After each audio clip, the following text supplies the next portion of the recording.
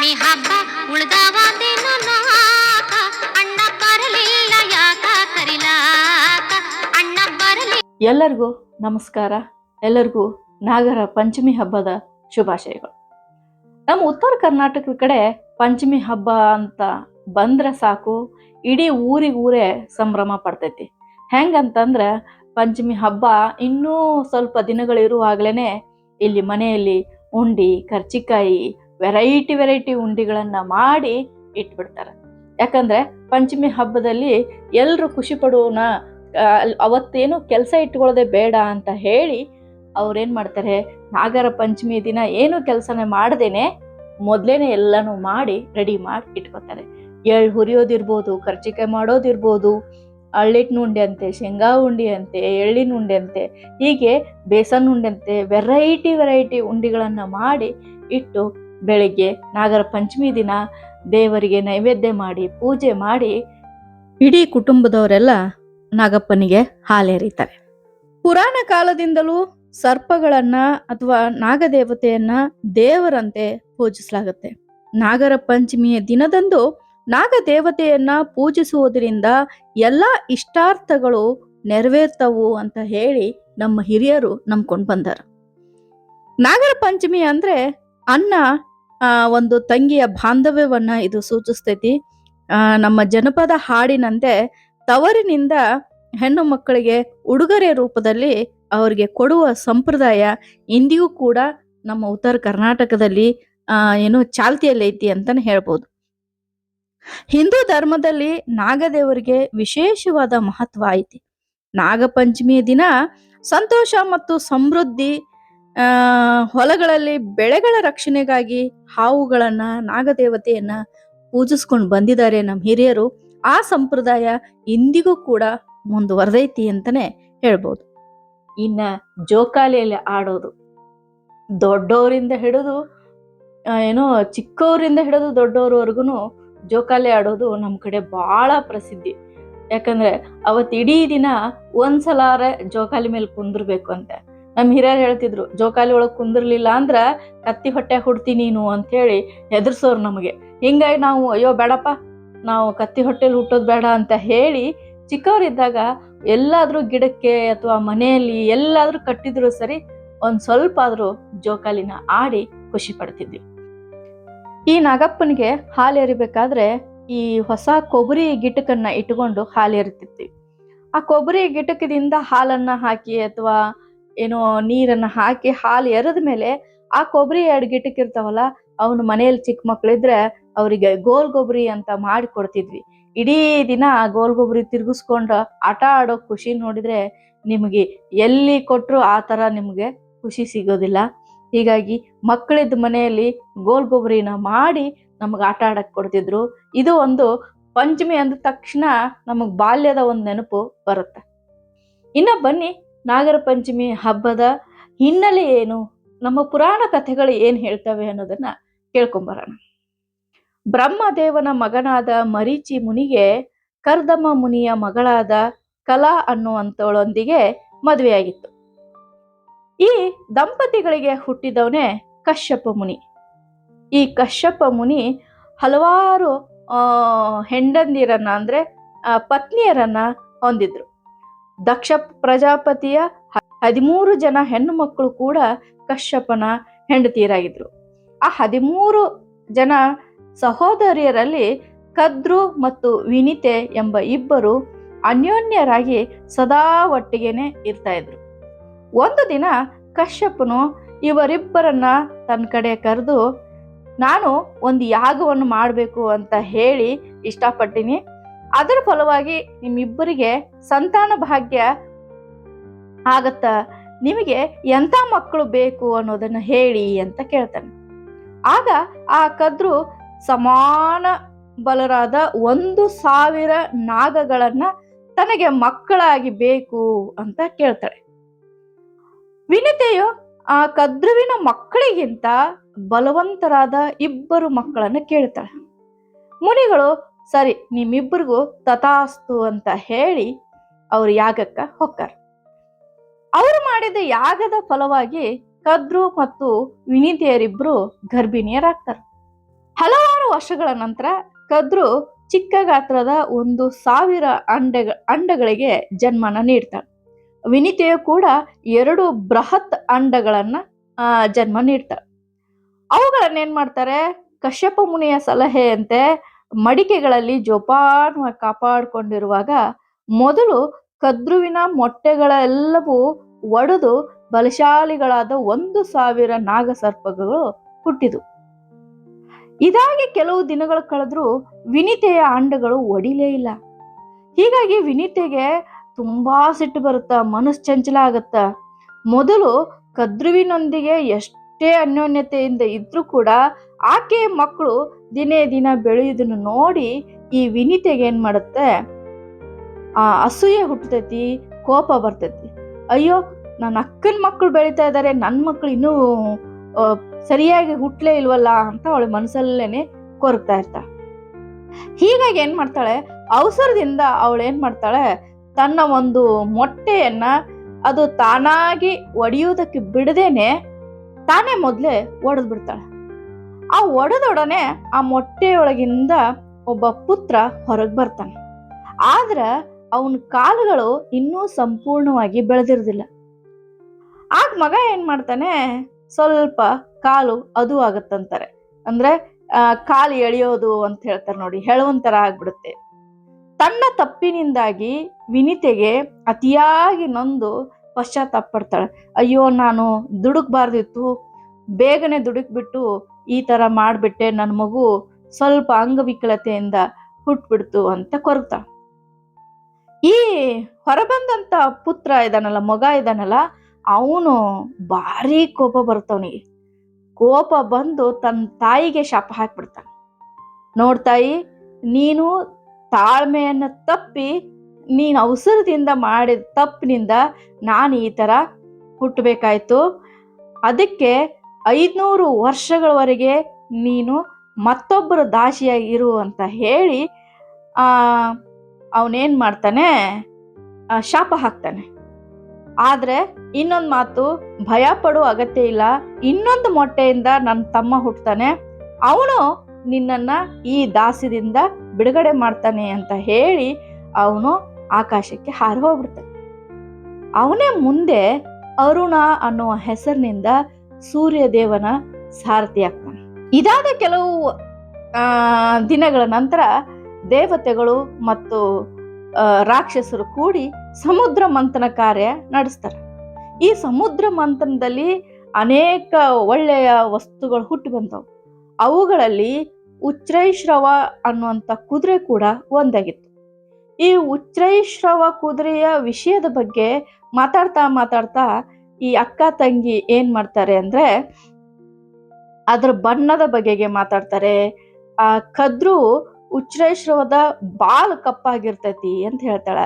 ವಿನಿತೆಯು ಆ ಕುದುರೆ ಸಂಪೂರ್ಣವಾಗಿ ಬಿಳಿಯಾಗೈತಿ ಅಂತ ಹೇಳ್ತಾಳೆ. ಮೊದಲು ಹುಡುಗಾಟಿಕೆಯಿಂದ ಶುರುವಾದ ಅಕ್ಕ ತಂಗಿಯರ ಮಾತು ನಂತರ ಏನಾಗತ್ತೆ, ಹಾಗೆ ಜಗಳಕ್ಕೆ ಹೋಗಿ ಯಾರು ಹೇಳಿದ್ ಸರಿ, ನಾನು ಹೇಳಿದ್ ಸರಿ, ನೀನ್ ಹೇಳಿದ್ ಸರಿ ಅಂತ ಹೇಳಿ ವಾದಕ್ಕೆ ಹೋಗ್ಬಿಡುತ್ತದೆ.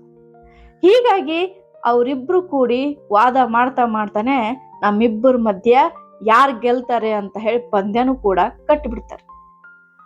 ಈ ಪಂದ್ಯದಲ್ಲಿ ತಾನು ಸೋಲ್ತೀನಿ ಅಂತ ಭಯದಿಂದ ಕದ್ರುವಿಗೆ ಏನ್ ಮಾಡುತ್ತೆ, ಭಯ ಶುರುವಾಗುತ್ತೆ.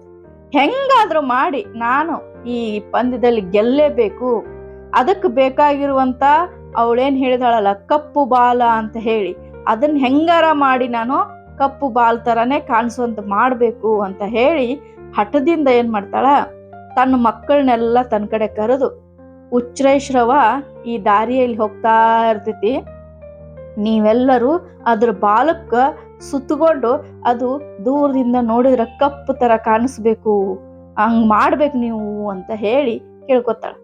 ಆದ್ರೆ ಅವಳ ಮಾತನ್ನ, ಅವಳು ಮೋಸ ಮಾಡುವ ರೀತಿಯನ್ನ ಕೆಲವು ಮಕ್ಕಳು ಏನ್ ಮಾಡ್ತಾರೆ, ಒಪ್ಕೊಳ್ಳೋದಿಲ್ಲ. ಹೀಗಾಗಿ ಆ ಕದ್ರು ಅನ್ನುವಂಥ ತಾಯಿಗೆ ಕೋಪ ಬಂದು, ನನ್ನ ಮಾತನ್ನ ನಡೆಸದೇ ಇರುವವರೆಲ್ಲ ಅಗ್ನಿಗೆ ಬಿದ್ದು, ಅಂದ್ರೆ ಬೆಂಕಿಗೆ ಬಿದ್ದು ಸಾಯುವಂತಾಗ್ಲಿ ಅಂತ ತನ್ನ ಮಕ್ಕಳಿಗೇನೆ ಶಾಪ ಕೊಟ್ಬಿಡ್ತಾಳೆ. ಈ ಕೆಲವೊಂದಿಷ್ಟು ಇರ್ತಾವಲ್ಲ ಹಾವಿನ ಮರಿಗಳು, ತಾಯಿಯ ಶಾಪಕ್ಕೆ ಹೆದರಿ ಉಳಿದ ಕೆಲವು ಕರಿ ನಾಗಗಳೇನ್ ಮಾಡ್ತಾವು, ಉಚ್ಛ್ರೇಶ್ರವದ ಬಾಲ ಸುತ್ತಕೊಂಡು ದೂರದಿಂದ ನೋಡುವವರಿಗೆ ಅದರ ಬಾಲ ಕಪ್ಪ ಕಾಣಿಸುವಂತೆ ಮಾಡಿದ್ವು. ಹೀಗಾಗಿ ದೂರದಿಂದ ಬರುವ ಕುದುರೆಯನ್ನು ನೋಡಿ ವಿನಿತೆಗೆ ಏನಾಗುತ್ತೆ, ಅಯ್ಯೋ ನಮ್ಮ ಅಕ್ಕ ಹೇಳ್ದಂಗೆ ಆಯ್ತು, ಈ ಬಾಲ ಕಪ್ಪಾಗಿದೆ, ನಾನು ಈ ಪಂದ್ಯದಲ್ಲಿ ಸೋತೆ, ಹೀಗಾಗಿ ಇದರ ಸೋತ ಪರಿಣಾಮವಾಗಿ ನಾನು ನಮ್ಮ ಅಕ್ಕನ ದಾಸಿ ಆಗ್ಬೇಕಾಯ್ತು ಅಂತ ಹೇಳಿ ಏನ್ ಮಾಡ್ತಾಳೆ, ಕದ್ರುವಿನ ಶಾಪಕ್ಕೆ ತುತ್ತಾಗಿ ನಾಗಗಳು ಮುಂದೆ ಏನ್ ಮಾಡ್ತವೆ, ಸೋಲುವಂತಾಯ್ತು ಅಂತ ಹೇಳಿ ಅವಳೇನ್ ಮಾಡ್ತಾಳೆ, ಕದ್ರುವಿನ ಒಂದು ದಾಸಿ ಆಗ್ಬೇಕಾಯ್ತು. ಈ ತಾಯಿ ಕದ್ರುವಿನ ಒಂದು ಶಾಪಕ್ಕೆ ತುತ್ತಾಗಿದ್ವಲ್ಲ, ನಿನ್ ಮಾತನ್ನ ಕೇಳಲ್ಲ ಅಂತ ಮಾತನ್ನ ನಿರಾಕರಿಸಿದ್ವಲ್ಲ, ಆ ನಾಗಗಳೇನದು ಮುಂದೆ ಅಂದ್ರೆ ದ್ವಾಪರ ಯುಗದ ಅಂತ್ಯದಲ್ಲಿ ಜನಮೇಜಯ ನಡೆಸುವಂತ ಸರ್ಪಯಾಗದಲ್ಲಿ ಬಿದ್ದು ಸತ್ತು ಹೋಗ್ಬೇಕಾಗತ್ತ. ಕೆಲವು ದಿನಗಳ ನಂತರ ವಿನಿತೆಯು ಇನ್ನೊಂದು ಅಂಡ ಇರ್ತಲ್ಲ, ಅದು ಒಡೆದು ತಾನಾಗೆ ಹೊರಗೆ ಬರುತ್ತ. ಅದರಿಂದ ಬಂದವನೇ ಗರುಡ.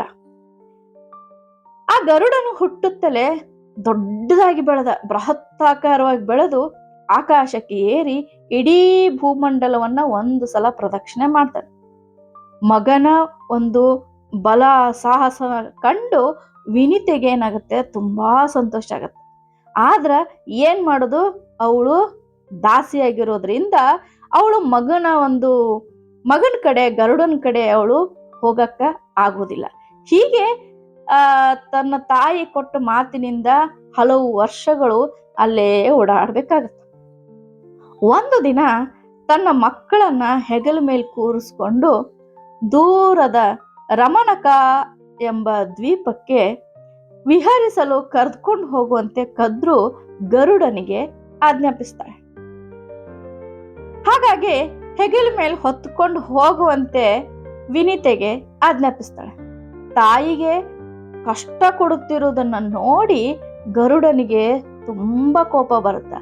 ಆದ್ರೆ ತಾಯಿಯ ಸೂಚನೆಯಂತೆ ಮೌನವಾಗಿರ್ಬೇಕು, ಎಲ್ಲವನ್ನ ಸಹಿಸ್ಕೋಬೇಕು ಅಂತ ಹೇಳಿ ಅವ್ರೇನ್ ಮಾಡ್ತಾರೆ, ಅವ್ರನ್ನೆಲ್ಲ ತನ್ನ ಹೆಗಲ ಮೇಲೆ ಇಟ್ಕೊಂಡು ಆ ರಮಣಕ ಅನ್ನುವಂತ ದ್ವೀಪಕ್ಕೆ ಕರ್ಕೊಂಡು ಹೋಗ್ತಾರೆ. ಅಲ್ಲಿಗೆ ಹೋದ ಸ್ವಲ್ಪ ಹೊತ್ತಿನಲ್ಲಿ ಆ ನಾಗಗಳು ಮತ್ತಿನ್ನೆಲ್ಲೋ ನಮ್ಮನ್ನು ಕರ್ಕೊಂಡು ಹೋಗ್ಬೇಕು ಅಂತ ಹೇಳ್ತಾವ. ಆಗ ಆ ಗರುಡನಿಗೆ ಸಿಟ್ಟು ಬಂದ್ಬಿಡ್ತೈತಿ, ನಾಗಗಳೊಡನೆ ಜಗಳಾಡ್ತಾನೆ. ಆದ್ರೆ ತನ್ನ ತಾಯಿ ಮಾಡಿಕೊಂಡು ಒಪ್ಪಂದವನ್ನ ಮುರಿಯುವುದು ಅಧರ್ಮ ಆಗತ್ತ ಅಂತ ತಿಳಿದು ನಿಮ್ಮ ದಾಸ್ಯದಿಂದ ನಮ್ಮಿಬ್ಬರನ್ನ ಬಿಡುಗಡೆಗೊಳಿಸ್ಬೇಕಾದ್ರೆ ನಾನು ಏನ್ ಮಾಡ್ಬೇಕು ಹೇಳಿ ಅಂತ ಹೇಳ್ತಾನೆ. ಆಗ ಆ ನಾಗಗಳು ಸ್ವಲ್ಪ ಹೊತ್ತು ಯೋಚನೆ ಮಾಡಿ, ಮೊನ್ನೆ ತಾನೇ ನಡೆದ ಸಮುದ್ರ ಮಂಥನದಲ್ಲಿ ಅಮೃತ ಕಳಶ ದೇವಲೋಕದಲ್ಲಿ ಸಿಕ್ಕಿದೆ, ಅಂದ್ರೆ ದೇವತೆಗಳಿಗೆ ಅದು ಸಿಕ್ಕಿದೆ, ಅದನ್ನು ಹೋಗಿ ತಗೊಂಡ್ ಬಾ ಅಂತ ಈ ನಾಗಗಳು ಹೇಳ್ತಾವ. ದೇವಲೋಕಕ್ಕೆ ಹೋಗಿ ಅಮೃತ ಕಲಶವನ್ನು ತರುವುದು ಗರುಡನಿಗೆ ಅಸಾಧ್ಯವಾದ ಕೆಲಸ ಅಂತ ಇವು ತಿಳ್ಕೊಂಡಿದ್ದು. ಅಷ್ಟಾದ್ರೂ ಒಂದು ವೇಳೆ ಅವನು ಅಮೃತ ಕಲಶವನ್ನು ತಂದ್ರೆ ತಾವೆಲ್ಲ ಅದನ್ನ ಕುಡಿದು ಅಮರ ಆಗ್ಬಹುದು ಅಂತ ಹೇಳಿ ಈ ನಾಗಗಳೇನ್ ಮಾಡಿದ್ವು, ಲೆಕ್ಕಾಚಾರ ಹಾಕಿದ್ವು. ಗರುಡನು ದೇವಲೋಕಕ್ಕೆ ಹೋಗಿ ಅಮೃತ ಕಲಶವನ್ನು ಕೊಡುವಂತೆ ದೇವೇಂದ್ರನ್ ಕೇಳ್ತಾನೆ. ದೇವೇಂದ್ರನಿಗೂ ಗರುಡನಿಗೂ ಯುದ್ಧ ಆಗುತ್ತೆ. ದೇವೇಂದ್ರ ಸೋಲ್ತಾನೆ. ದೇವತೆಗಳ ಪಕ್ಷಕ್ಕೆ ಶ್ರೀಹರಿ ಬರ್ಬೇಕಾಯ್ತು. ಆಗ ಶ್ರೀಹರಿಗೆ ಗರುಡನ ಶಕ್ತಿ ಸಾಹಸಗಳನ್ನ ನೋಡಿ ಸಂತೋಷ ಆಗತ್ತೆ. ಗರುಡನು ಕ್ಷಣ ಮಾತ್ರದಲ್ಲಿ ಹಾರುವುದನ್ನ ಕಂಡಾಗ ಅವನನ್ನ ತನ್ನ ವಾಹನ ಯಾಕೆ ಹಾಕಿಸ್ಕೋಬಾರ್ದು ಅಂತ ಅವನಿಗೆ ಆಸೆ ಆಗತ್ತೆ. ಹಾಗಾಗಿ ಗರುಡನಲ್ಲಿ ತನ್ನ ಒಂದು ಆಸೆಯನ್ನ ಹೇಳ್ತಾನೆ. ಗರುಡನು ನನ್ನ ಅಮ್ಮನನ್ನ ಈ ಕದ್ರುವಿನ ದಾಸ್ಯದಿಂದ, ಅವರ ಮಕ್ಕಳ ದಾಸ್ಯದಿಂದ ಬಿಡುಗಡೆಗೊಳಿಸಿದ್ರೆ ನಾನು ಜೀವನ ಪರ್ಯಂತ ನಿಮ್ಮ ದಾಸನಾಗಿರ್ತೀನಿ ಅಂತ ಹೇಳ್ತಾನೆ. ಆಗ ಶ್ರೀಹರಿ ಏನ್ ಮಾಡ್ತಾನೆ, ದೇವೇಂದ್ರನನ್ನ ಕರೆದು ಅಮೃತ ಕಲಶವನ್ನ ಗರುಡನಿಗೆ ಕೊಡುವಂತೆ ಹೇಳ್ತಾನೆ. ದೇವೇಂದ್ರನಿಗೆ ಸಂಶಯ ಬರುತ್ತೆ. ಗರುಡನೇ ದೇವೇಂದ್ರನಿಗೆ, ನೀವು ನನ್ನ ಜೊತೆಯಲ್ಲಿ ಬನ್ನಿ, ನಾನು ಅಮೃತ ಕಲಶವನ್ನ ಅವರಿಗೆ ಕೊಟ್ಟು ನನ್ನ ಅಮ್ಮನನ್ನ ದಾಸ್ಯದಿಂದ ಬಿಡಿಸಿಕೊಂಡ ತಕ್ಷಣನೇ ನೀವು ಆ ಕಳಶವನ್ನ ಮರಳಿ ಪಡಿಬಹುದು ಅನ್ನುವಂಥ ಉಪಾಯವನ್ನ ಹೇಳ್ತಾನೆ.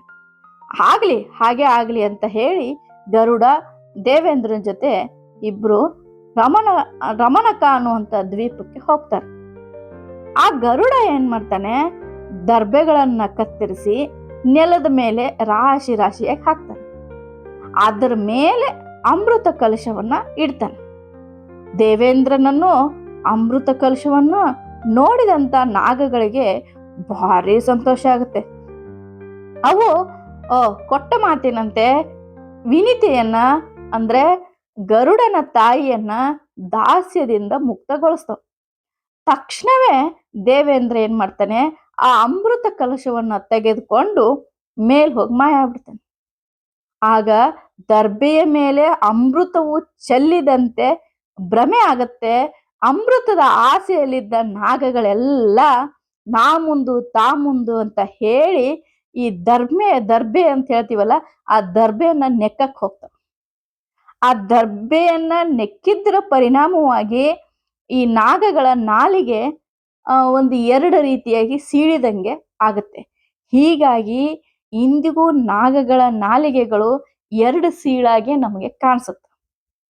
ಗರುಡನು ತಮಗೆ ಮೋಸ ಮಾಡಿದ್ನೆಂದ್ಕೊಂಡು ನಾಗಗಳು ಗರುಡನೊಂದಿಗೆ ಯುದ್ಧಕ್ಕೆ ನಿಂತು. ಆದ್ರೆ ಮಹಾನ್ ಬಲಶಾಲಿಯಾದ ಗರುಡನು ಮುಂದೆ ನಾಗಗಳ ಆಟ ನಡಿಲಿಲ್ಲ. ಈ ನಾಗಗಳೆಲ್ಲ ಸೋತು ಶರಣಾದವು. ಆಗ ಗರುಡನು ಪ್ರತಿ ತಿಂಗಳಿಗೆ ಒಂದು ನಾಗವನ್ನ ತನಗೆ ಆಹಾರವಾಗಿ ಬಲಿ ಕೊಡಬೇಕು, ಬಲಿ ಕಪ್ಪದ ರೂಪದಲ್ಲಿ ಕೊಡಬೇಕು ಅಂತ ಹೇಳಿ ಅಪ್ಪಣೆಯನ್ನು ಕೊಡ್ತಾನೆ. ತಾಯಿಯನ್ನ ಕರೆದುಕೊಂಡು ಹೊರಟು ಹೋಗ್ತಾನೆ. ನಾಗಗಳಿಗೆ ರಮಣಕ ದ್ವೀಪವೇ ಆಶ್ರಯ ಆಯ್ತು. ಅದರಂತೆ ಪ್ರತಿ ತಿಂಗಳು ತಪ್ಪದೆ ಒಂದೊಂದು ನಾಗವು ಗರುಡನಿಗೆ ಬಲಿ ಕಪ್ಪುವಾಗಿ ಅರ್ಪಣೆಯಾಗ್ತಾ ಬಂತು. ಅದಕ್ಕೆ ಹಾವು ಮತ್ತು ಗರುಡನಿಗೆ ಆಗಿ ಬರಲ್ಲ ಅಂತ ಹೇಳಿ ನಮ್ಮ ಹಿರಿಯರು ಹೇಳ್ತಾ ಬಂದಿದ್ರು. ಏನೇ ಆಗ್ಲಿ, ಆ ನಾಗ ದೇವರು ನಿಮ್ಮೆಲ್ಲರ ಬಾಳಿಗೆ ಒಳ್ಳೆಯದನ್ನು ಮಾಡಲಿ ಅಂತ ಹೇಳಿ ಎಲ್ಲರಿಗೂ ನಾಗರ ಪಂಚಮಿ ಹಬ್ಬದ ಶುಭಾಶಯಗಳು. ಶೈಲಾ ಮಿಸ್, ಎಲ್ರಿಗೂ ನಮಸ್ಕಾರ. ನಿಮ್ಮ ಶೈಲಾ ಮಿಸ್ ಅಂತ ಬರ್ತಾರಲ್ವ ಶೈಲಕ್ಕ, ಅವರು ಅರಿವೇ ಗುರು ಶೈಲಾ ಅಂತೇಳಿ ಈ ಚಾನಲ್ ಹೆಸರು. ಆ ಚಾನಲ್ ಮುಖಾಂತರ ಅವರು ಮಿಸ್ ಆಗಿ ಅಂದ್ರೆ ಪಾಠಗಳನ್ನ, ಕನ್ನಡ ಪಾಠಗಳನ್ನ ತಿಳಿದೇ ಇರುವಂತ ಮಕ್ಕಳಿಗೆ ತಿಳಿಯೋ ಹಾಗೆ ಪಾಠಗಳನ್ನ ಹೇಳ್ತಾರೆ. ಜೊತೆಗೆ ರೇರ್ ಆಗಿರುವಂತ ಮಾಹಿತಿಗಳು, ವ್ಯಕ್ತಿಗಳ ಪರಿಚಯ ಮಾಡಿಸ್ತಾರೆ. ಹಾಗಾಗಿ ಎಲ್ರು ಅರಿವೇ ಗುರು ಶೈಲಾ ಚಾನಲ್ನ ಸಬ್ಸ್ಕ್ರೈಬ್ ಮಾಡಿ. ನಿಮ್ಮ ಮಕ್ಕಳಿಗೂ ಮತ್ತು ನಿಮಗೂ ಒಳ್ಳೆಯ ಮಾಹಿತಿ, ಒಳ್ಳೆಯ ಅರಿವು ಸಿಗುತ್ತೆ ಅಂತ ಹೇಳ್ತೀನಿ. ನಮಸ್ಕಾರ.